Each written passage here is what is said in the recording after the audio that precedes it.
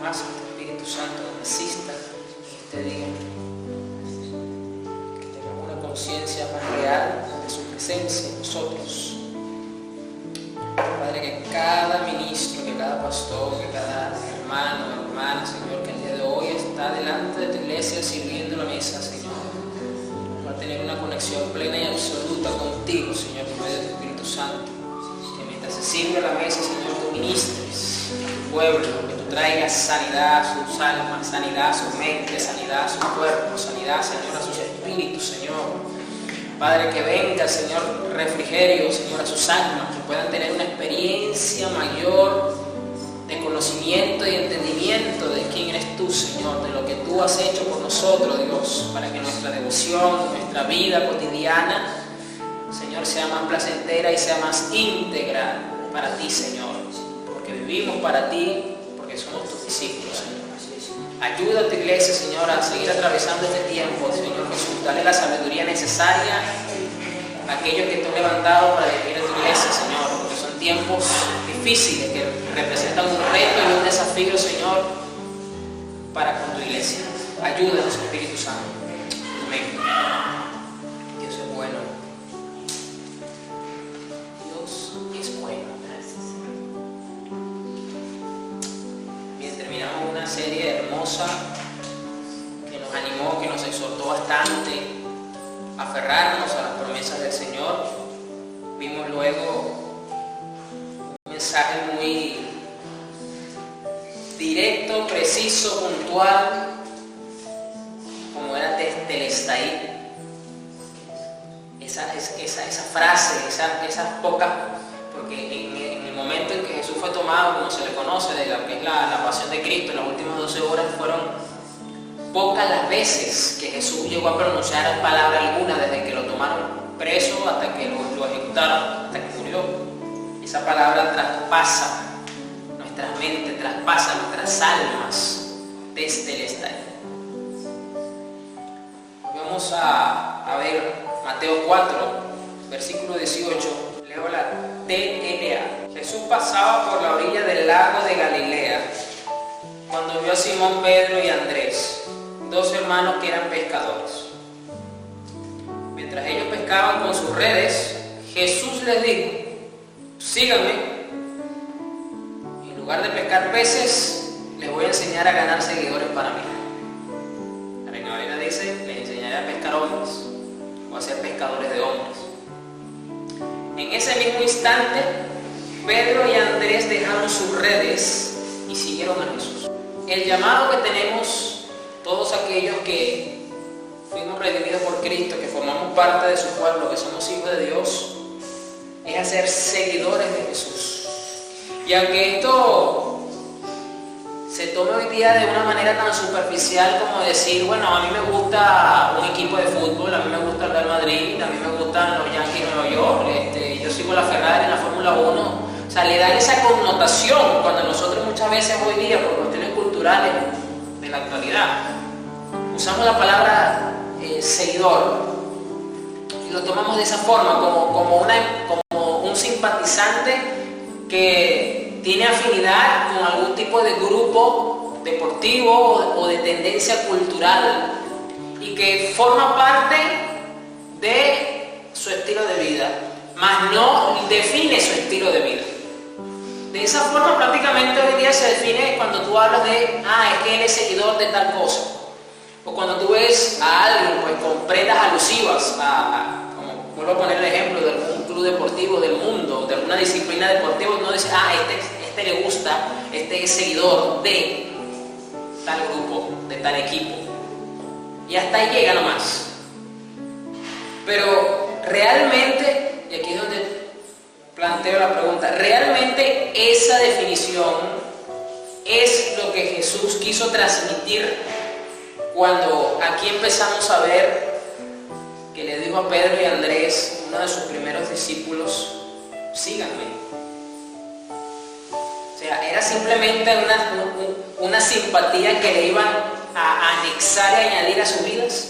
Era simplemente eso lo que Jesús estaba diciendo. En lugar de pescar peces, les voy a enseñar a ganar seguidores para mí. Aquí ya de por sí Jesús deja ver, por medio de este llamamiento que le hizo a Pedro y a Andrés, que el ser seguidor de Jesús implica de manera directa, número 1, aprender de Él, y número 2, a captar seguidores para Él. Es decir, el centro mismo es Jesús. Y esto no es simplemente entonces un gusto, como yo lo acabo de decir, sino implica un aprendizaje diario y constante por seguir a Jesús. Vamos ahora a Mateo 28, versículo 19. Aquí leo la Nueva Biblia Viva.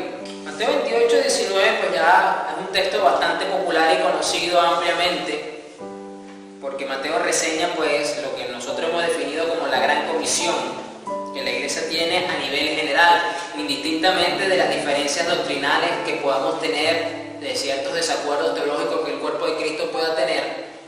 Toda la Iglesia de Cristo tiene perfecta armonía y unidad con estas palabras de Jesús, porque es una orden directa de Jesús para con su Iglesia en términos generales. Aquí no hay denominación del cuerpo de Cristo que pueda objetar algo, que pueda cuestionar algo de estas palabras de Jesús. Eso ya pues, por eso se le dice la Gran Comisión. Pero aquí Jesús reafirma las primeras palabras que usó para captar discípulos. Esto es tremendo, porque en Mateo 4 Jesús estaba prácticamente comenzando su ministerio después que vino del desierto, vino lleno del Espíritu Santo y todo eso, y empezó entonces su ministerio a hacerse popular y a hacerse visible. Luego de que resucita, se le aparece a los discípulos y da entonces estas instrucciones. Y dice: por lo tanto, vayan y hagan discípulos en todas las naciones. Fíjese cómo prácticamente la idea central está presente con las mismas palabras que le dijo a Pedro y a Andrés. Les dijo: síganme a mí y yo les voy a enseñar a ser pescadores de hombres. Y aquí les dice: vayan y hagan discípulos en todas las naciones. Bautícenlos en el nombre del Padre, del Hijo y del Espíritu Santo, y enséñenles a obedecer los mandamientos que les he dado. Entonces, básicamente, Jesús comisiona no solamente a los apóstoles, sino a la iglesia que estaba en ese momento en representación de los apóstoles, porque en Hechos 2 es que operativamente hablando la iglesia empieza a funcionar hasta el día de hoy, hasta que nos reunamos con el Señor. Es así. Y el propósito central de ser seguidor de Jesús no es simplemente demostrar una devoción hacia Él, sino que esa devoción se traduzca en que más personas le rindan culto. Es decir, volviendo al ejemplo actual, cualquier persona que sea seguidor de un equipo de fútbol, de un equipo de una disciplina deportiva, no está en la obligación por parte de dicho club o de dicha disciplina de buscar adeptos que igualmente le guste dicha disciplina. Más bien las personas que son fanáticas de alguna tendencia deportiva se asocian con otras personas que ya son fanáticos, pero no hay ninguna obligación de que, por ejemplo, los que les gusta el Real Madrid de fútbol, el club deportivo no les impone, no les exige, ni tampoco les enseña a cómo ganar más seguidores para el club. Eso no lo hay actualmente. Y esto es interesante porque para la iglesia esto es una obligación. Pero más allá del punto de ganar seguidores, que no es el tema central, sino consecuencia directa, es el hecho de seguir a Jesús. Y aquí se usa la palabra griega matetes, o así se pronuncia por lo menos, porque se escribe M-A-G-H-T-H-B y se pronuncia matetes. Y es lo que se ha traducido como estudiante, alumno, aprendiz o partidario. Es interesante porque para nosotros en nuestra cultura occidental partidario se le asocia más o se acuña más en el ámbito político. Este es partidario del partido político de tal líder, de tal partido político, estos son los partidarios. Es un término que se usa más en el ámbito político. Y lo interesante de esta palabra es que habla de estudiante, de alumno, de aprendiz, es decir, que son sinónimos de ¿quién? De un seguidor, de un discípulo. Y el tomar la palabra partidario nos da una connotación muy interesante, porque un partidario de una tendencia política tiene algo que vamos a ver más adelante, pero no me quiero adelantar. Vamos a Mateo 9, volvemos a Mateo, ahora vamos hacia atrás, Mateo 9, versículo 35. Leo la Reina Valera 2015. Jesús recorría todas las ciudades y las aldeas, enseñando en sus sinagogas, predicando el evangelio del reino y sanando toda enfermedad y toda dolencia. Y cuando vio las multitudes, tuvo compasión de ellas, porque estaban acosadas y desamparadas como ovejas que no tienen pastor. Entonces dijo a sus discípulos, entonces dijo a sus seguidores, a sus estudiantes, a sus alumnos, a sus aprendices, a sus partidarios: matetés, a la verdad, la mies es mucha, pero los obreros son pocos. Rueguen pues al Señor de la mies que envíe obreros a su mies. La palabra acá, que en el ámbito cultural hebreo, pues también se le puede dar una connotación muy interesante, es que para ser seguidor de Jesús no basta simplemente con ser un simpatizante de su credo o de su pensamiento, sino que hay que tener un compromiso inicial con Jesús que afirma que tú eres aprendiz de. Es decir, dentro del ámbito cultural de la época de Jesús, tanto en el ámbito grecorromano como en el hebreo, cuando tú eras un maestro o tú buscabas aprendizaje de algo, tú asumías un compromiso con dicho maestro o con dicho sector. Por ejemplo, tenemos el caso del apóstol Pablo, que mismo decía que él fue criado, él fue enseñado a los pies de Gamaliel. Gamaliel era uno de los mejores maestros de la época. Y él asumió entonces un compromiso que duró muchos años y que no se puede romper tan fácilmente. Es decir, no era simplemente un simpatizante, o como el caso de los discípulos de Juan el Bautista, que estuvieron con él hasta el momento en que murió. Y dice que luego, bueno, un poco antes de morir, cuando lo fueron a visitar a la cárcel, él prácticamente los pocos discípulos que tenía se los da a Jesús. O sea, rompe el vínculo, el compromiso que había. Y fue cuando él pronunció la famosa frase: es necesario que yo mengüe para que él crezca. Y entonces los discípulos de Juan Bautista, los pocos que le quedaban, porque ya estaba preso, fueron con Jesús.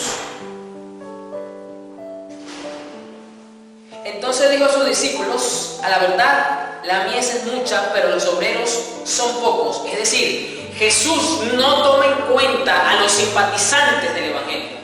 Porque yo le voy a decir una cosa: no todo simplemente porque el que diga que es cristiano se puede considerar un discípulo de Jesús. Porque hasta al mismo Jesús le pasó que las multitudes le seguían. Pero fíjese que siempre que él daba sus enseñanzas públicas, es muy frecuente ver en los evangelios, le dijo a los discípulos y luego a la multitud. O el texto dice: y le enseñó a los discípulos y a la multitud, haciendo una completa separación entre ambos sectores. Y uno pudiese decir: bueno, pero es que le está hablando a todos por igual. Sí, le está hablando a todos por igual porque todos lo están escuchando. Pero la clasificación en las personas es porque implica un compromiso que había de por medio. Y no era simplemente una simpatía. ¿Qué pasó con los simpatizantes? Los simpatizantes de Jesús fueron los que se fueron cuando Jesús los confrontó. Los discípulos no se fueron. ¿Por qué usted dice eso, pastor? ¿En qué momento ocurrió? En Juan, cuando Jesús dice: es que ustedes me están siguiendo a mí porque yo les lleno el estómago, porque les doy alimento, por eso es que vienen y me buscan. Pero si ustedes realmente quieren comer el pan de vida, ustedes tienen que comer mi carne, tienen que beber mi sangre. Y dice que cuestionaron las palabras de Jesús. Y hasta ese día muchos lo siguieron. Y fue cuando Jesús entonces le pronuncia las famosas palabras a Pedro, que son una gran verdad: si ustedes se quieren ir, también se pueden ir, no tengo ningún problema. Y Pedro respondió: Señor, ¿para dónde vamos a ir si solo tú tienes palabras de vida eterna? Los simpatizantes son los que se retiran. Los simpatizantes son los que no tienen un compromiso con el evangelio, no tienen un compromiso con Cristo, porque no son discípulos del maestro, no son seguidores, no son partidarios, no son aprendices. Es decir, esto involucra un compromiso de vida con Jesús, ser discípulo. Pero lastimosamente, una parte del sector sector de la iglesia cristiana hoy día parecen más simpatizantes que discípulos de Cristo. Y por eso hoy día tenemos enseñanzas que son ajenas al cristianismo, tenemos comportamientos que son ajenos a la enseñanza cristiana, tenemos liderazgo eclesiástico que parecen otra cosa menos el liderazgo establecido en la palabra. Porque simpatizan con el cristianismo y usan el cristianismo, pero con otros fines que no son precisamente los establecidos en la palabra. En vez de traerlos a Jesús, los están trayendo a su organización, los están trayendo hacia ellos, los están trayendo hacia un mensaje distinto, usando el Evangelio, usando la figura de Jesús. Pero Cristo dijo, y ya se lo dijo a Pedro y a Andrés, y luego lo ratificó y lo extendió en Mateo 28: sean seguidores míos, y yo les voy a, número 2, les voy a enseñar, y número 3, los voy a hacer pescadores de hombres. Lo mismo ocurrió en Mateo 28, dice: id y hacer discípulos, no dijo ir a ser simpatizantes solamente. Por eso que la labor, la tarea evangelística realmente no es solamente el anunciar el mensaje del Evangelio al inconverso para que escuche la buena nueva de salvación, sino procurar que luego de haber esparcido la semilla del Evangelio y que Dios haya traído a la luz muchos que estaban en tinieblas, enseñarles a obedecer, porque Jesús lo dice en Mateo 28. Una de las cosas que más nos cuesta a nosotros aprender es a desaprender. Es una de las mayores dificultades que tenemos como seres humanos. Nos cuesta mucho. Lo vemos en el ámbito secular, cuando por ejemplo usted está en la universidad o usted está yendo a un instituto y por alguna razón le cambian al profesor de la materia, ya sea porque lo despidieron, tuvo un problema personal, algo de fuerza mayor, y el instituto, para no dejar el compromiso que tiene con los alumnos, cambia al profesor de la materia. Y se dirá, bueno, ¿por qué va a haber problema con el cambio del profesor? Bueno, porque el nuevo profesor puede tener una metodología distinta al profesor anterior para enseñar lo mismo que enseña en la materia. Y ese pequeño cambio puede traer resistencia o dificultad en los alumnos para seguir aprendiendo la materia. ¿Cuánto más entonces, si estamos hablando del ámbito académico, por poner este ejemplo, cuánto más en el sentido de la vida diaria que trasciende, que trastoca los pensamientos, las motivaciones, las intenciones del corazón, las decisiones, todo lo que delinea la personalidad de un individuo, no nos va a costar desaprender, porque todos traemos. Y esta es la razón por la que muchas veces cuando los cristianos se topan con una esencia más pura del Evangelio, son renuentes o les cuesta asimilar lo que están recibiendo. Porque venían acostumbrados de una leche adulterada, entonces ahora resulta que le están dando una leche más pura. Y eso les causa un choque, una resistencia, porque les cuesta desaprender para volver a enseñarnos. ¿Por qué? Porque también en lo natural nosotros somos fáciles para ser rebeldes, desobedientes y soberbios. Porque eso está en nuestra naturaleza. A nosotros nadie nos tiene que enseñar a ser rebeldes y desobedientes. Eso es algo propio en nosotros, es algo innato. Eso ya se manifiesta desde que somos niños. Por eso que el niño a veces es desobediente, porque brinca su naturaleza. A él nadie le está enseñando a ser desobediente. Y a lo largo de la vida eso va en aumento. Pero entonces venimos a Cristo y nos topamos con que Jesús les dijo a los discípulos: id a ser discípulos a todas las naciones, y enséñenles a obedecer todos los mandamientos. La iglesia se ha enfocado tanto en enseñar los mandamientos que luego cuando los discípulos, los creyentes, no los cumplen, se frustran porque están obviando la parte central, que es enseñarles a obedecer. Y entonces Jesús dice: la verdad la misa es mucha, pero los obreros son pocos. ¿Por qué los obreros son pocos? Usted dirá: pastor, pero ¿cómo los obreros van a ser pocos si desde que Jesús conoció estas palabras hasta el día de hoy la iglesia es mundial? La iglesia está metida en todo rincón del planeta Tierra. El Evangelio se ha esparcido. Sí, es cierto, el Evangelio se ha esparcido. Sí, es cierto, el Evangelio está presente en todos los países del mundo ahorita. El Evangelio usted lo tiene en la tablet, el Evangelio usted lo tiene en el teléfono, porque usted puede descargar la Biblia gratuitamente y usted la puede leer. Es verdad, se ha esparcido el Evangelio. Pero ¿por qué se ha esparcido el Evangelio? No se ha esparcido el Evangelio por los simpatizantes de Cristo. Se ha esparcido el Evangelio porque los verdaderos seguidores de Cristo son los que están trabajando en la mies a lo largo del tiempo. Y por eso siempre son pocos, porque siempre son más los simpatizantes que los obreros. Los obreros son los discípulos de Cristo, los que realmente son discípulos de Cristo. Y ahorita vamos a ver una serie de características que definen quiénes son realmente discípulos de Cristo y quiénes no son discípulos de Cristo. Y esto no es solamente para señalar al hermano de al lado, al de atrás o al de adelante. Este sí es, este no es. Principalmente es para que usted mismo se señale, para que usted mismo se haga una introspección y diga si es o no discípulo de Cristo y a dónde tiene que reforzar ciertas cosas y a dónde tiene que mejorar otras. Porque en estos tiempos tan polarizados que estamos viviendo, donde la maldad se está incrementando, lo dice la Biblia como una característica profética de los últimos tiempos, pero también la misma Biblia nos dice: el que sea santo, santifíquese más. Entonces eso va a ser una clara distinción entre la luz y las tinieblas, entre los discípulos de Satanás y los que realmente son discípulos de Cristo. No basta simplemente, como lo dijo una cantante famosa del mundo, que se ha caracterizado por ser Illuminati y por tener mensajes con simbolismo satánico en el mundo, como Lady Gaga, que supuestamente tuvo un sueño y soñó con Jesucristo. Entonces muchos ahora la consideran que es cristiana simplemente porque tuvo un sueño con Jesucristo. Yo pregunto, para empezar, ¿el Jesucristo con el que ella soñó es el Jesucristo de la Biblia? Porque puede ser un falso Cristo con el que ella soñó. O otra cantante que supuestamente dice que es cristiana y entonces en estos días se declaró que era pansexual. Otra de las perversiones modernas de libertinaje de este mundo. No es posible ser pansexual y ser cristiana. Entonces, ¿qué cristianismo esta mujer está viviendo? Podemos tomar entonces a esta mujer, a estas mujeres, mejor dicho, porque se declararon cristianas, entre comillas, seguidoras de Cristo, realmente que son discípulas de Cristo. ¿Realmente son o no son? Por eso que la mía es mucha, pero los obreros son pocos. Y Jesús quiere realmente discípulos. Rueguen pues al Señor de la mies que envíe obreros a su mies. Esto es uno de los clamores que siempre debemos de tener para que realmente existan discípulos de Cristo, comprometidos, que tengan un compromiso de vida con Jesucristo y no simplemente simpatizantes. Que yo asisto a la iglesia, sí, mi mamá es evangélica. Tío es pastor y de vez en cuando yo voy a la iglesia. No es suficiente en estos tiempos. Jesús no busca simpatizantes del evangelio, Jesús busca discípulos. Lucas 6:40, Nueva Biblia Viva.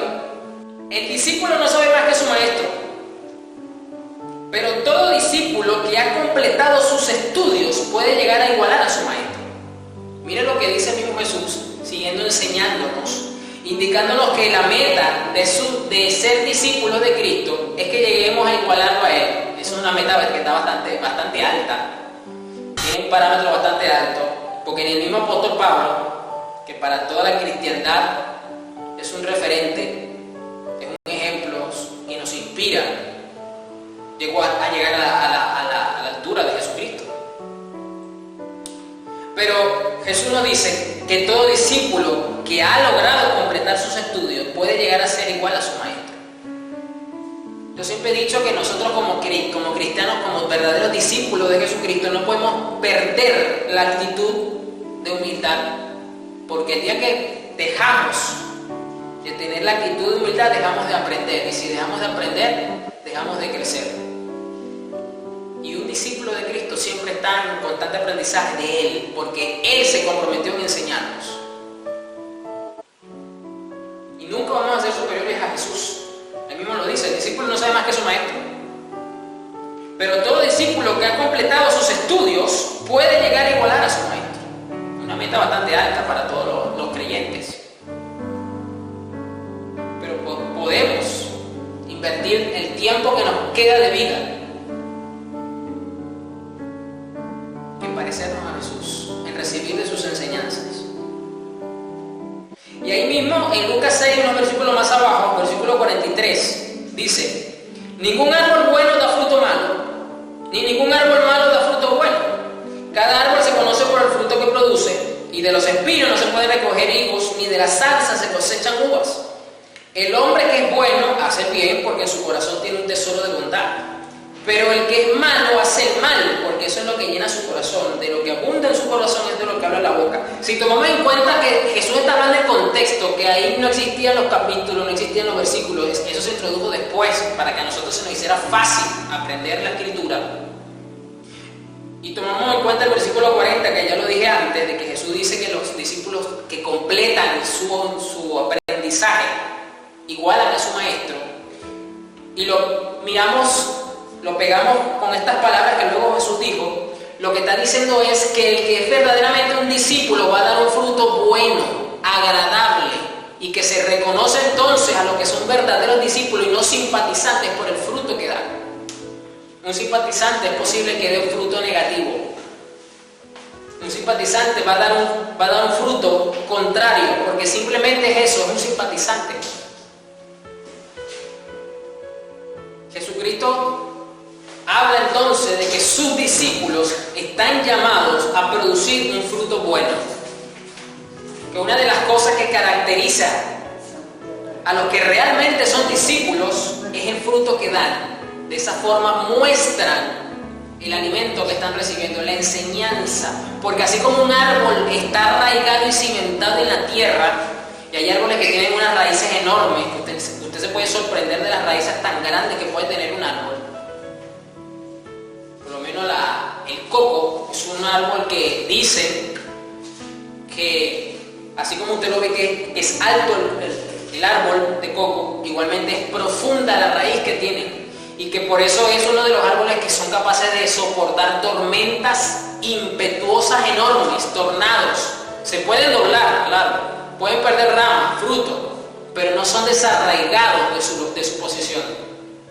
De la misma forma, el que es discípulo, por medio de las raíces profundas, porque penetra en la savia de la tierra y recibe de ella su alimento, el discípulo muestra el fruto bueno que da.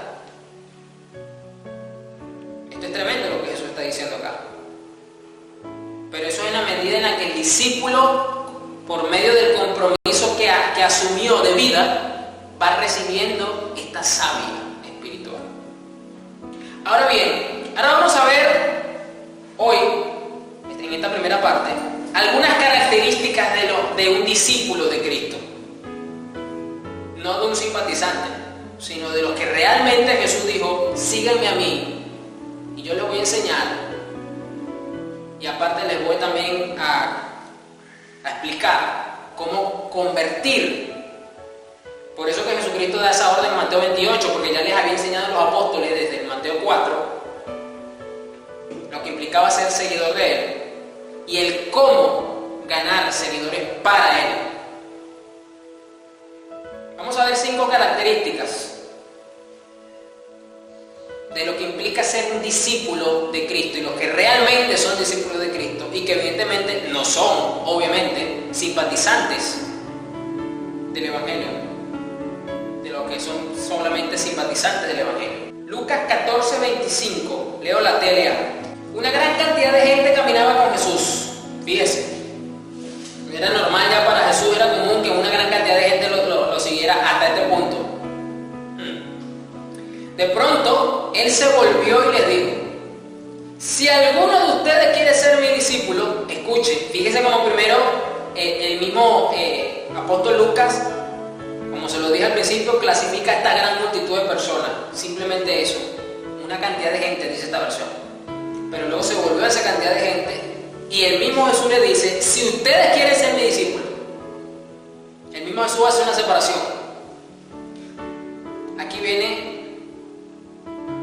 una de las características, la número 1. Tendrá que amarme más que a su padre o a su madre, más que a su esposa o a sus hijos, y más que a sus hermanos o a sus hermanas. Es decir, Jesús dice: un discípulo mío tiene que amarme más que lo que ama a todos sus familiares directos juntos. Te lo estoy resumiendo. Ustedes no pueden seguirme a menos que me amen más que a su propia vida, inclusive. Si ustedes no están dispuestos a morir en una cruz y hacer lo que yo les diga, no pueden ser mis discípulos. Una de las primeras características, o una una de las características de un verdadero discípulo de Cristo es que tiene un compromiso absoluto con Cristo y su causa. No es simplemente, es que me agrada su pensamiento, me parece chévere estos principios y valores. Le voy a decir una cosa, hasta los ateos tienen principios y valores, porque muchos ateos son moralistas. Y si bien es cierto, el cristianismo tiene una base moral sólida basado en el carácter de Dios mismo, entregado a la iglesia, entregado en la ley, si bien es cierto, pero nosotros no adoramos la moral, nosotros adoramos al Señor y a su causa. Los ateos tienen compromiso consigo mismo y con sus principios moralistas, es decir, ellos son idólatras de la moral, nosotros no idolatramos la moral.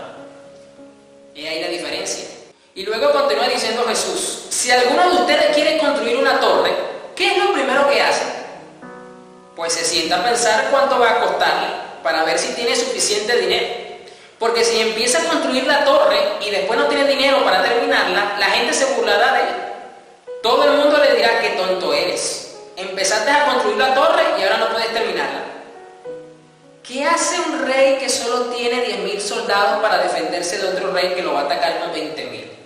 Primero tendrá que ver si puede ganar la batalla con solo 10.000 soldados. Y si ve que no puede ganar, aprovecha que el otro rey todavía está lejos y manda mensajeros a pedir la paz.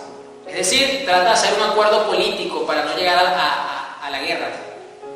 Por eso piénsenlo bien, si quieren ser mis discípulos, tendrán que abandonar todo lo que tienen. Porque Jesús habla de esta posición y luego habla de construir una torre y el rey, porque le está explicando con un ejemplo, con una parábola, con una alegoría, de que así como la persona tiene que sentarse para ver cuánto le va a costar, precisamente, los que son discípulos de Cristo tienen que estar conscientes del costo de ser discípulos de Cristo. El que es simplemente simpatizante no se preocupa por lo que le va a costar ser simpatizante. Por eso hoy día la gente hoy puede ser fanático de un equipo de fútbol y mañana puede serlo de otra, porque no hay ningún costo en ese cambio. No hay nada que le afecte en su vida. Pero para el cristiano, para el que realmente ha sido considerado y puesto y ha sido llamado a ser discípulo de Jesús, sí hay un costo. Sí hay un costo. Y por eso Jesús dice que no te pase entonces como el que quiere construir y a mitad de camino se queda sin los ingredientes, se queda sin los materiales. Y la gente se burla. Es decir, los discípulos de Cristo tienen un alto compromiso con Él y con su causa y son conscientes de ese compromiso. No son ni engañados, ni estafados, ni manipulados, ni inconscientes de esta verdad espiritual. Usted y yo nos hemos sentado por un momento a meditar lo que nos ha costado el costo de seguir a Jesús. Nos ha costado amarlo más a Él que amar a nuestros familiares directos. Pregunto yo. ¿Nos ha tocado pasar por eso? ¿Nos ha tocado amarlo más a Él que amar a nuestra propia vida? ¿Hasta qué punto estamos nosotros dispuestos entonces a asumir este compromiso? A desgastar todo lo que nos queda de vida de paso en este mundo por su causa, indistintamente de las consecuencias que tengamos que sufrir y padecer. Porque aquí Cristo fue muy enfático, fue muy claro. Obviamente Jesús discernió los corazones y dijo: si ustedes realmente quieren ser mis discípulos, o sea, todos ustedes, la multitud que lo seguía, pero ya sabemos que ellos realmente no buscaban ser seguidores de Cristo, lo que buscaban era que les siguiera matando el hambre, como lo reseña el apóstol Juan. Pero los discípulos sí asumieron este compromiso claramente, y por eso fueron capaces prácticamente de morir como mártires. De los 12 discípulos, 11 fueron mártires del Evangelio. El único que no murió martirizado, aunque lo intentaron martirizar, pero Dios le preservó la vida, fue el apóstol Juan, porque él también iba a morir martirizado. A él lo lanzaron en una olla hirviendo de aceite para quemarlo vivo. Imagínense el nivel de crueldad y de satanismo para tener ese pensamiento. Pero milagrosamente quedó vivo, no fue afectado, y fue cuando lo envían entonces a la isla de Patmos. Y ahí escribe el Apocalipsis. Murió de viejo, no murió martirizado, fue el único que se salvó. Pero todos los demás apóstoles murieron martirizados. Le costó hasta su propia vida. Y el apóstol Pedro, eso está reseñado en la historia, murió crucificado también y dijo: yo no soy digno de morir crucificado, ni siquiera como murió mi Señor. Así que yo exijo, fíjese, esto es algo sorprendente. El apóstol Pedro dijo, yo exijo morir crucificado boca abajo. Y así lo complacieron, y murió crucificado boca abajo. Sorprendente. Otra característica de un discípulo de Cristo que lo diferencia de un simple seguidor o simpatizante de la causa del Evangelio, porque hay personas que nos reconocen los principios, los valores del cristianismo y los apoyan, pero hasta ahí. Vamos a Juan 13, versículo 2, que leo la NTV. Después de lavarles los pies, se puso otra vez el manto. Ya usted sabe el momento. Jesús pues estaba reunido con sus discípulos, estaban comiendo, no les dijo nada a ninguno de lo que iba a hacer, simplemente agarró su taza, su vasija, como usted lo quiera decir, agarró pues una toalla y empezó, fíjense, ellos estaban tan concentrados a lo mejor comiendo, conversando entre ellos, que por este momento no le prestaron atención al maestro, o sea, se olvidaron de que él estaba ahí. Y empezó a lavarle los pies a los discípulos. Y al rato fue que se dieron cuenta de lo que estaba haciendo el maestro, imagínense. Después de lavarle los pies, se puso otra vez el manto. Se sentó y preguntó. O sea, hasta este punto los discípulos estaban consternados. O sea, se dieron cuenta de lo que estaba haciendo el maestro y ninguno fue capaz de interrumpirlo. Todo el mundo, yo supongo que era porque estaban consternados, ¿no? Pero ¿por qué el maestro hace esto? O sea, alguna razón hay. Como ya lo estaban conociendo, digo, alguna enseñanza trae, a lo mejor. Pero después fue que le lavó los pies a todos, que dejó los instrumentos a un lado, se puso otra vez su manto, se sentó y preguntó, ¿entienden lo que acabo de hacer? ¡Wow! ¡Qué pregunta! ¿Qué pregunta la del maestro? ¿Ustedes entienden lo que acabo de hacer? Ustedes me llaman maestro y señor, y tienen razón, porque es lo que soy. Y dado que yo, su señor y maestro, les he lavado los pies, ustedes deben lavarse los pies unos a otros. Les di mi ejemplo para que lo sigan. Hagan lo mismo que yo he hecho con ustedes. Les digo la verdad, los esclavos no son superiores a su amo, ni el mensajero es más importante que quien envía el mensaje. Ahora que saben estas cosas, Dios los bendecirá por hacerlas. Otra característica de los que realmente son discípulos de Cristo y no simplemente simpatizantes o seguidores a la distancia, como también les digo yo a los que aprueban o simpatizan con el enunciado del cristianismo, es que los discípulos tienen un corazón de siervo para seguir el ejemplo de Cristo. Tenemos que tener un corazón genuinamente de siervos. Y esto lastimosamente hoy se ve en buena parte del sector de la iglesia, supuestos líderes cristianos que se enseñorean de la grey, que están como por encima de los demás, donde no serían capaces de bajarse de un pedestal, porque ellos son tal y tal, tienen ciertos títulos. Señores, los 2 apóstoles fueron escogidos directamente por Jesucristo. Tienen un prestigio que ningún ser hoy día tiene. Y Jesucristo les dijo, sigan mi ejemplo, tienen que lavarse los pies los unos a los otros. Es decir, tienen que servirse los unos a los otros, tienen que ser siervos los unos de los otros. No enseñorearse. Yo pregunto, ¿estamos siendo siervos los unos de los otros realmente?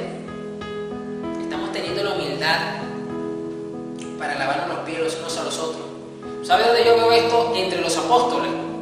Cuando Pablo le está lavando los pies a Pedro. Pastor, ¿y en qué momento Pablo le lava los pies a Pedro? Cuando lo corrige. Porque Pedro tiene la humildad de siervo para reconocer que se le estaban ensuciando los pies por andar con esa mezcolanza entre la ley y la gracia, y con los que estaban recién convertidos del judaísmo.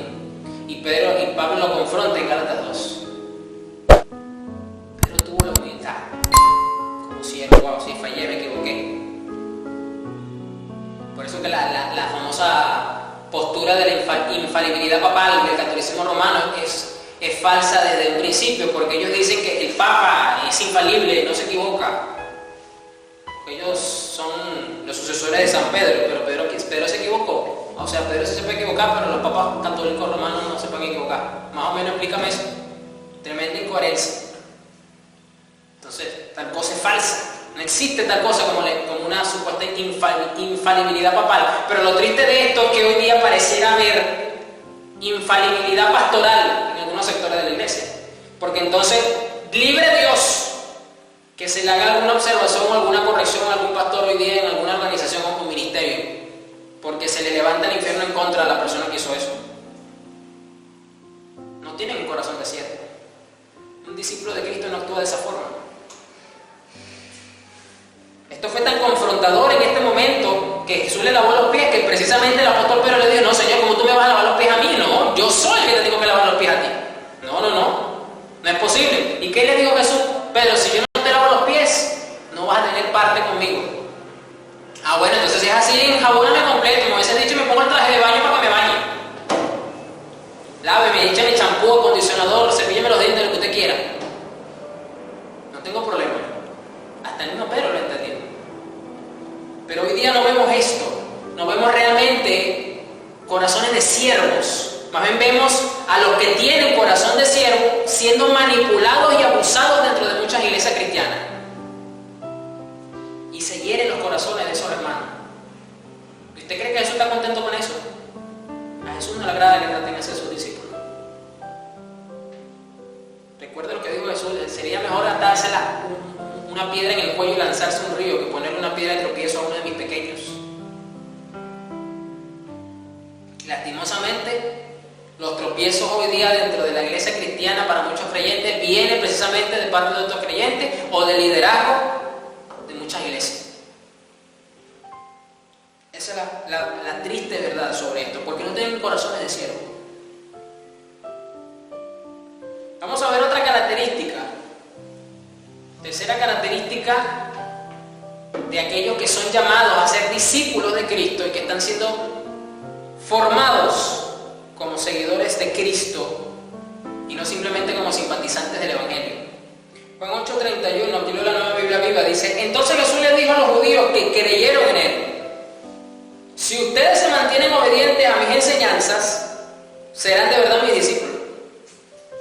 Entonces conocerán la verdad y la verdad los hará libres. Siempre citan el último versículo, el que acabo de citar, el 32, fuera de contexto para justificar muchas cosas.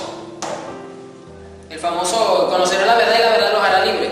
Pero Jesús está condicionando esa realidad espiritual de libertad en nuestras almas, en nuestros pensamientos, en nuestras mentes, en nuestra vida, solamente si se guardan sus palabras o sus mandamientos, y eso automáticamente es una consecuencia de ser un discípulo de Cristo. Es decir, los que son discípulos realmente de Jesucristo, no simplemente simpatizantes del Evangelio, son obedientes, diligentes y tienen gran estima hacia la palabra de Dios. El mismo Cristo dio estos rasgos característicos de lo que realmente son sus discípulos. Entonces esto a mí me habla de que si Cristo aquí en la tierra no reconoció a todo el mundo como discípulo de Él, porque hasta aquí lo estamos mirando, ¿cuánto más ahora que está glorificado, que está en el cielo reinando como Rey de Reyes y Señor de Señores? Él tampoco va a reconocer a todo aquel que diga que es cristiano y que es simpatizante del Evangelio como un discípulo de Él. Si lo hizo estando entre nosotros, ¿cómo no lo va a hacer ahora? Pero hoy día todo aquel que simpatiza, que hace una declaración, una afirmación apoyando el credo cristiano o hace algún tipo de gesto que simpatiza con el Evangelio, automáticamente lo consideran cristiano y hasta discípulo de Cristo y hasta parte de la iglesia. No debería ser así. Porque no basta simplemente con eso. Hasta el diablo reconoce a Jesucristo. Porque la palabra dice en Santiago que los demonios creen y tiemblan. Y que cuando Dios quiere, llama a botón a Satanás y lo hace rendir cuentas y le da instrucciones según Job. Yo pregunto, ¿el diablo es discípulo de Cristo? No es discípulo de Cristo. Es servidor de Cristo, sí, pero discípulo no. servidores, pero pocos son discípulos. Y Cristo quiere discípulos.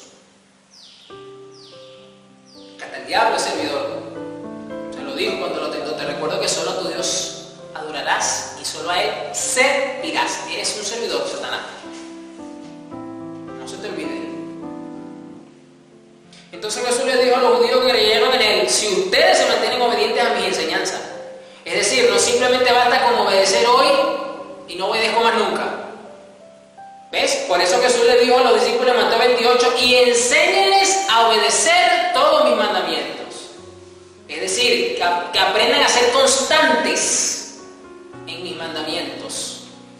Por eso la clave está en enseñarles a obedecer. Por eso que Jesucristo lo dijo muy bien claro en Mateo 28, que es donde la iglesia tiene que trabajar mucho. Tiene que trabajar mucho aquí la iglesia, los que están llamados a liderizar la iglesia. Lo que pasa es que el tema de la enseñanza se ha limitado solamente a un culto puntual dentro de la congregación. Por ejemplo, los servicios principales y los días de estudio bíblico. Pero si un pastor está enseñando en la sana doctrina a todo el rebaño que Dios le pone, esas personas van a estar en capacidad no solamente de llevarle el evangelio al inconverso, sino que si ese inconverso se convierte, esa misma persona que le predicó el evangelio va a poderlo discipular, le va a poder enseñar a obedecer todos los mandamientos. Es decir, se descentraliza la enseñanza y el hacer discípulos, porque no depende exclusivamente del liderazgo de una iglesia local, que es como siempre se viene manejando, sino que todo el cuerpo de Cristo va a poder enseñar a ser discípulos, y eso no quiere decir que esas personas no deban anexarse a una iglesia local, porque eso es parte de ser ahora el cuerpo de Cristo. Interesante. Unos capítulos más adelante, Juan 14, versículo 15. Vamos a ver qué nos dice. Aquí leo la NTV, Juan 14, 15. Si me aman, obedezcan mis mandamientos. Unas palabras directas de Jesús. Otra característica o parte de esto, porque estamos todavía en el punto 3, es que el que es verdaderamente discípulo de Cristo obedecen, porque lo que los motiva a obedecer los mandamientos no es una imposición obligatoria como cuando estás en el ejército, que te puede caer mal el sargento, te puede caer mal el capitán, el teniente, pero estás en la obligación de obedecerle, porque eso es parte del estatuto militar, del regimiento militar. Así actúan en lo natural, pero en Cristo eso no actúa así. En Cristo ningún discípulo está obligado a obedecer a Cristo por imposición, sino por amor.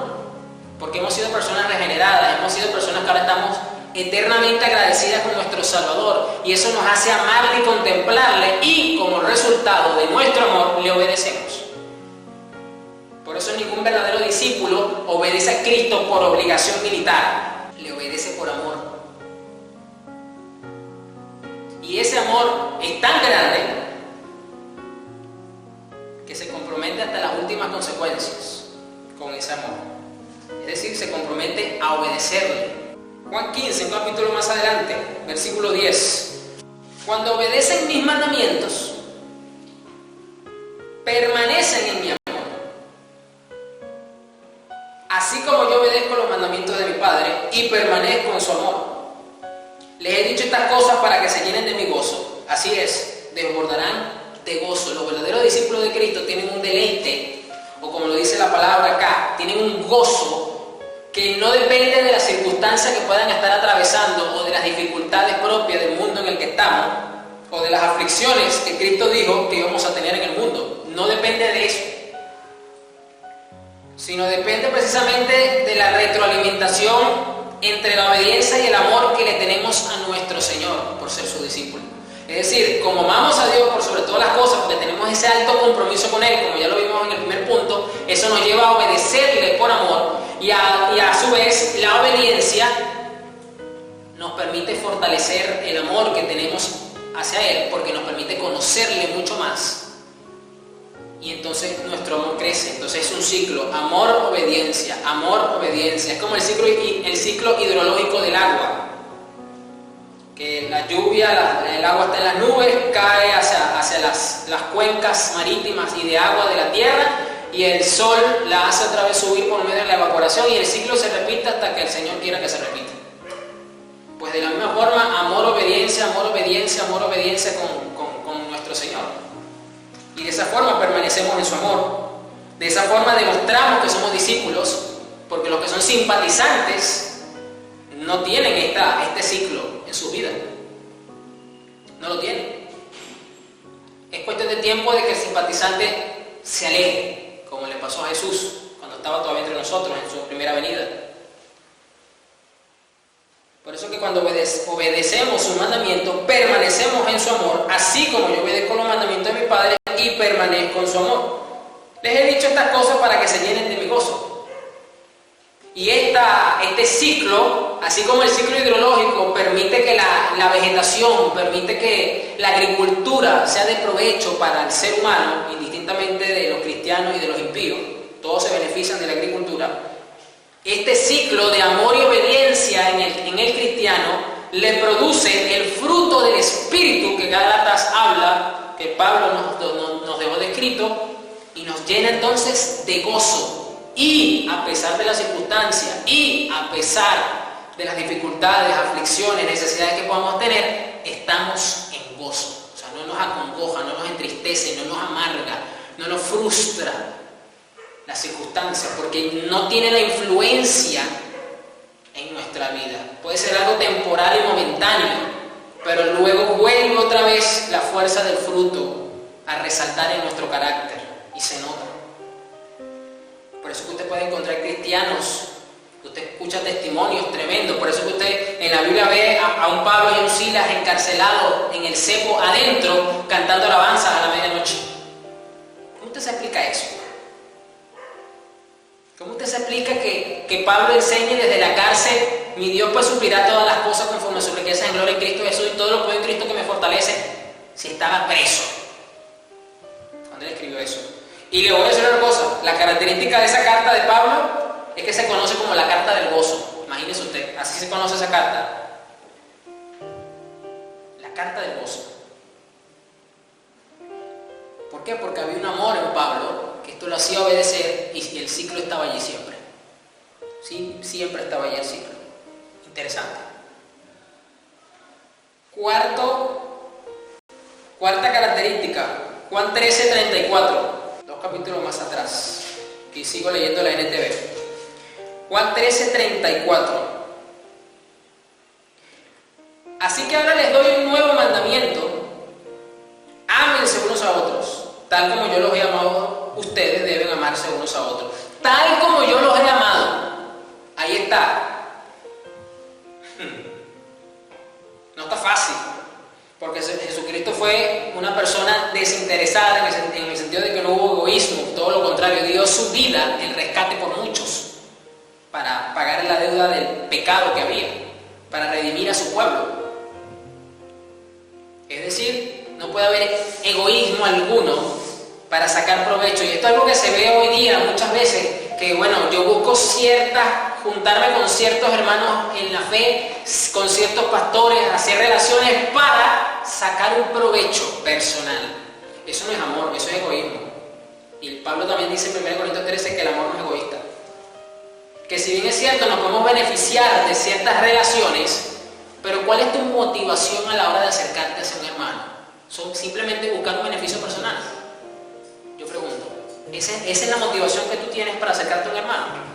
Entonces estás teniendo una motivación pecaminosa al acercarte con tu hermano, y de esa forma no vas a poder entablar una relación estrecha, espiritual, en la fe cristiana con tu hermano, porque lo estás haciendo en la misma línea en la que se hace en el mundo.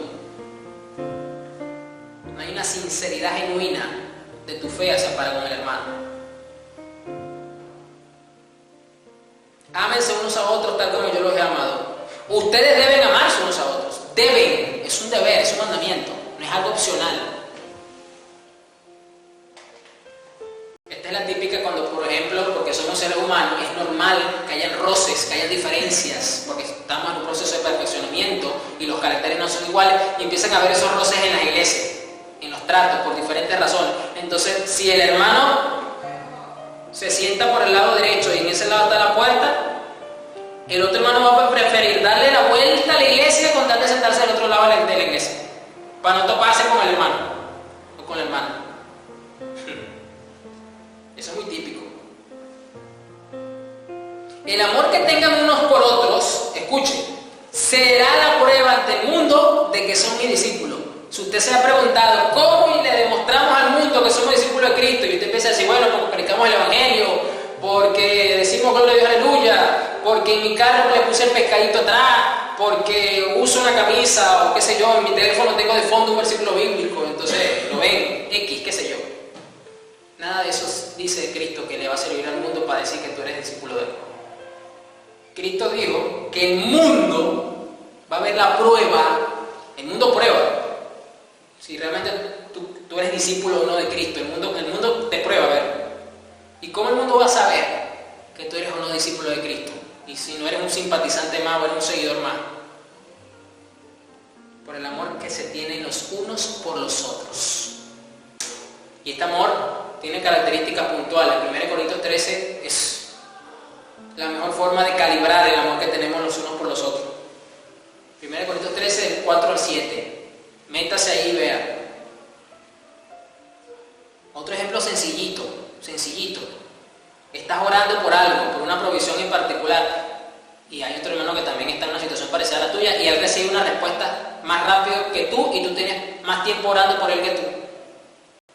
Y eso puede generar un poco, cuando te enteras de la información, te puede generar un poquito de envidia o de codicia. Es posible. No lo estás amando.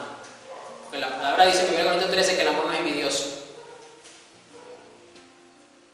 ¿Te das cuenta? Fácil. Cuando no somos capaces de mantener el gozo con la bendición del hermano, no lo estamos amando. Cristo fue enfático aquí.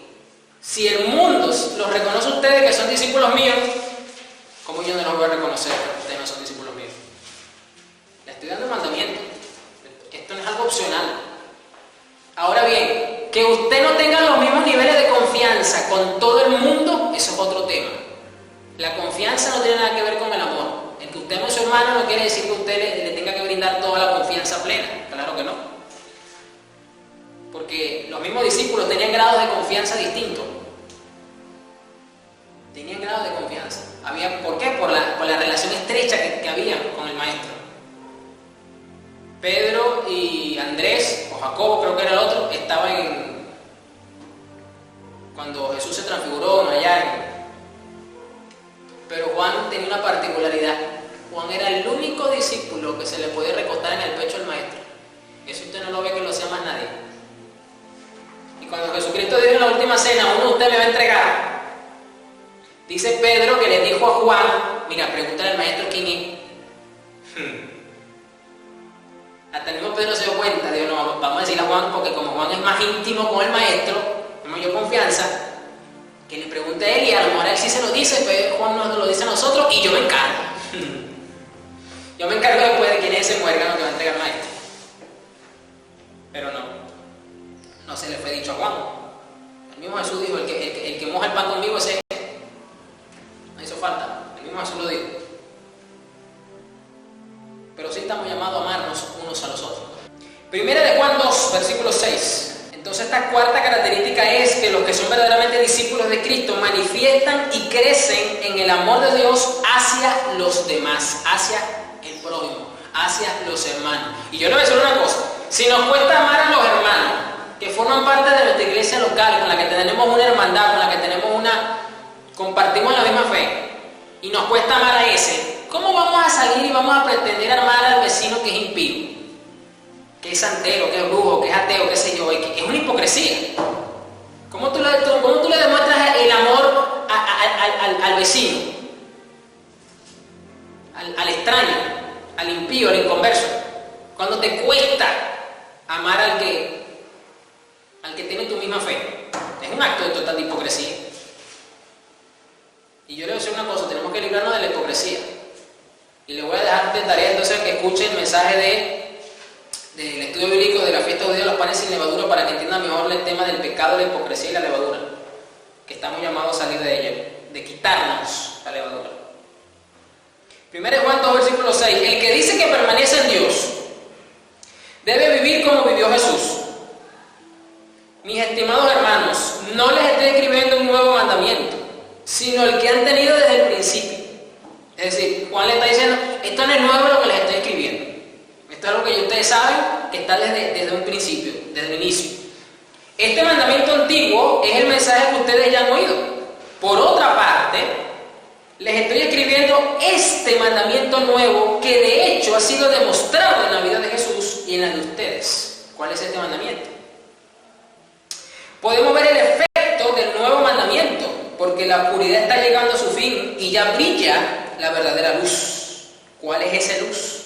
El que dice que vive en la luz, pero odia a su hermano, todavía está en la oscuridad. Usted dirá, pastor, pero ¿cómo que odio? Que aquí nadie podemos tener diferencia, pastor, pero yo no voy a odiar a mi hermano. Te voy a explicar algo. No creas tú que odiar a tu hermano es que tú vas a hacer una campaña sucia por Facebook y lo vas a desprestigiar y lo vas a denigrar y lo vas a poner como una basura y hasta llegar al punto de planificar su asesinato, que lo vas a mandar a matar. No, porque muchas veces la palabra odio de esta forma se puede llegar a entender de esa forma, como que si Caín cuando mató a Abel, que odiaba a su hermano. Pero cuando sencillamente no lo estamos amando bajo los preceptos que están establecidos, y le repito otra vez 1 Corintios 13, simplemente estamos teniendo una influencia del odio que es propio de la naturaleza caída hacia nuestro hermano. Por ejemplo, la envidia, la codicia. Eso es un rasgo de odio, eso no es un rasgo del amor, porque Pablo dice ahí precisamente que el amor no es envidioso. Entonces, si no es envidioso, ¿qué es lo contrario al amor? El odio. Es sencillo. El que dice que vive en la luz pero odia a su hermano, todavía está en la oscuridad. Es decir, usted quiere demostrar que usted es hijo de la luz, usted tiene que amar a su hermano. Por eso le dije, si nos cuesta amar al hermano que tiene nuestra propia fe, imagínese usted cómo le vamos a decir entonces, como dicen muchos evangélicos, al vecino, al impío, al inconverso, Cristo te ama, ay ven, yo te voy a predicar el amor de Cristo y lo abrazo. No sea hipócrita, eso es hipocresía. El que ama a su hermano vive en la luz y no hay nada en su vida que lo haga caer en el pecado. Fíjese que muchos tropiezan en el evangelio con el pecado, es por culpa de ellos mismos. Y no hay nada en su vida que lo haga caer en el pecado. Pero el que odia a su hermano está en la oscuridad, vive en la oscuridad y no sabe a dónde va. Muchos tienen falta de discernimiento y no tienen buen juicio y les cuesta tener un panorama espiritual claro muchas veces para tomar decisiones trascendentales en su vida y no saben qué hacer y andan, pastor, ore por mí, no sé qué hacer. Es porque están tropezando, porque están viviendo en la oscuridad y no logran tener el parabrisas claro. Están nublados, tienen neblina. Y esa neblina es por causa de la oscuridad, por causa de que están tropezando, porque posiblemente estén teniendo falta para con algún hermano y eso les está haciendo tropiezo. Esa es la razón. Pero el que odia a su hermano está en la oscuridad, vive en la oscuridad y no sabe a dónde va. No tiene discernimiento. Esto es una consecuencia, mire. Porque la oscuridad lo deja sin poder ver. Un discípulo de Cristo no se caracteriza por tener neblina espiritual. No, tiene visibilidad clara, porque es hijo de la luz, se puede ver, puede tener un discernimiento claro, porque no le es tropiezo el hermano, porque ama a su hermano. Tremendo. ¿Por qué? Porque un discípulo de Cristo manifiesta y crece en el amor de Dios hacia sus hermanos y hacia el prójimo. Imagínense, si así se enyuca con el hermano, imagínense entonces con el impío que es adverso a nosotros, que es hostil para con nosotros, que muchas veces nos puede insultar, nos puede tratar con aspereza. Esto es muy típico, por lo menos en los trabajos, cuando los que no tienen, se les hace más fácil predicarles porque no hay restricciones normativas dentro de las empresas. Y pueden exponer su fe y le están predicando al jefe, y el jefe, como decimos en Venezuela, le monta la pata porque es cristiano. Y se te hace enemigo, se te hace faraón. ¿Cómo tú vas a amar a ese hombre? O a esa mujer, o a ese grupo, y tienes una yuca con el hermano de la iglesia. Primero es hipócrita, y segundo te va a costar. Y así no actúa tú eres un discípulo de Cristo. Y número 5, retornamos al Evangelio de Juan, capítulo 14, verso 16. Otra característica que identifica y define a los que son discípulos de Cristo de lo que son simplemente seguidores o simpatizantes del Evangelio. Juan 14, 16, leo la Nueva Biblia Viva y con esta termino el mensaje, con esta versión. Y yo le pediré al Padre, y Él les enviará otro Consolador para que siempre esté con ustedes. Él es el Espíritu de verdad. El mundo no lo puede recibir porque no lo ve ni lo conoce. Pero ustedes sí lo conocen porque vive con ustedes y estará en ustedes. Los discípulos de Cristo, otra característica que tienen es que son guiados y se someten al Espíritu de Dios. Se someten a la guía del Espíritu de Dios voluntariamente. Vamos a Romanos 8, 14. Entonces, evidentemente, y eso que está en una primera parte apenas, hay una clara diferencia entre ser discípulo de Cristo y ser un simple seguidor o simpatizante de Cristo y del Evangelio. Romanos 8, 14 dice: los hijos de Dios son los que se dejan conducir por el Espíritu de Dios. Y si usted es hijo, usted es discípulo. Porque solamente los discípulos son hijos, los simpatizantes no son hijos. Ustedes no recibieron un espíritu que los haga esclavos del miedo, recibieron el Espíritu que los adopta como hijos de Dios y les permite clamar: Padre, Padre, porque el Espíritu mismo le asegura a nuestro espíritu que somos hijos de Dios. Entonces, los discípulos de Cristo son guiados por el Espíritu. ¿Qué fue lo que le dijo Jesús a los discípulos antes de ascender en las nubes? Que los apóstoles dijeron: Señor, ¿vas a restaurar ya el gobierno de Israel? En Hechos 1. ¿Y qué le dijo Jesús? A usted no le compete saber esa cosa todavía, pero lo que sí le puedo decir: quédense aquí hasta que les sea cumplida la promesa que les hizo mi Padre y que yo les hablé, hasta que venga sobre ustedes el Espíritu, y me seréis testigos en Judea, en Samaria y en todo el resto de la tierra. Y después hubo Hechos 2, ya usted sabe lo que ocurrió. ¿Y qué ocurrió después de Hechos 2 en adelante?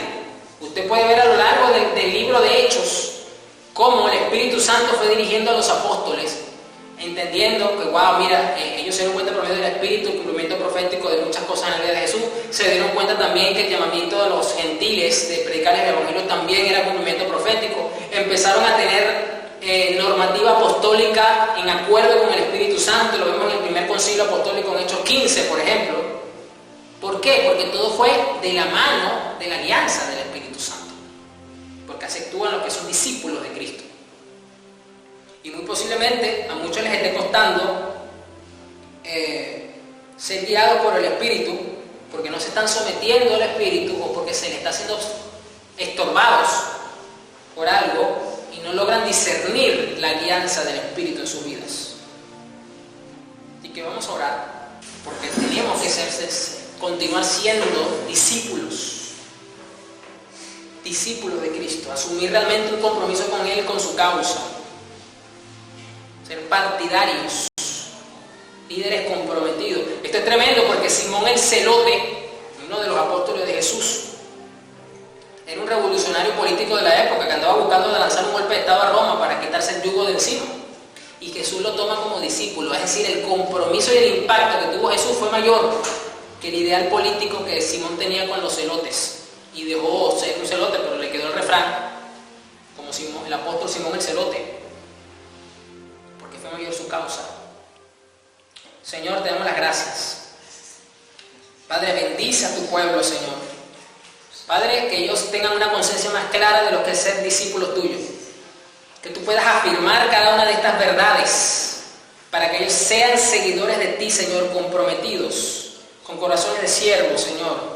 Que te amen a ti, Señor, a tu palabra por encima de todas las cosas, que tengan una obediencia a ella, que puedan amar a sus hermanos en la fe y luego a los prójimos, a los inconversos, etcétera, Señor Jesús. Que también, Señor, aprendan a someterse a la guianza de tu Espíritu Santo, Señor, porque tú lo has puesto para guiar a tus discípulos, Padre. Porque tú lo has revestido, nos has revestido de poder por medio de tu Espíritu Santo, Señor.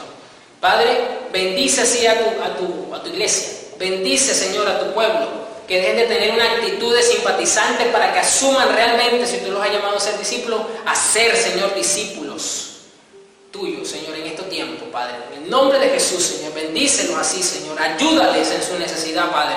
Que venga tu Espíritu Santo sobre ellos con poder, Señor. Que los sane al que tenga necesidad. Señor, que reciban la respuesta de parte tuya, Señor, a los que están clamándote por una respuesta, Señor. Que puedan recibir la provisión que necesitan, Señor, en el nombre de Jesús, Señor. Amén.